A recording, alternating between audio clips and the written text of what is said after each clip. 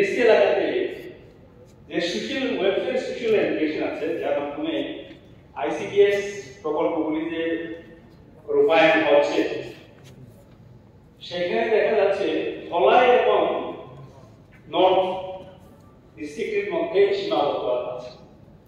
সারা ADC এলাকাতে সেগুলি রূপায়ণ হচ্ছে না, এডিসির মাধ্যমে রূপায়ণ হচ্ছে। এই কারণে কিন্তু এই সমস্ত একটা কলিং রেস্ট্রিকশন আনা হয়েছে। ঠিক সেইভাবে এগ্রিকালচার, ঠিক সেইভাবে যদি আমরা বলি, যদিও পিডব্লিউডি ফিশারি, পিডব্লিউডিতে আমি বলতে চাই যেহেতু উনি অর্থের ব্যাপারটাও বলেছেন, পিডব্লিউডিতে আমি যেহেতু পিডব্লিউডি ছিলাম, প্রায় 1100 কিলোমিটারের মতো রাস্তা আছে। 11টা না 1100, তার মধ্যে 400-450 কিলোমিটার যেটা অল ওয়েদার রুট, এবং বাকিটা ব্রিক সলিড রাস্তা মোস্টলি।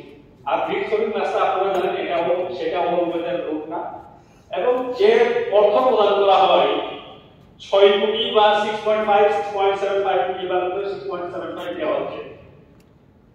এডিসি এই মানে আপনারা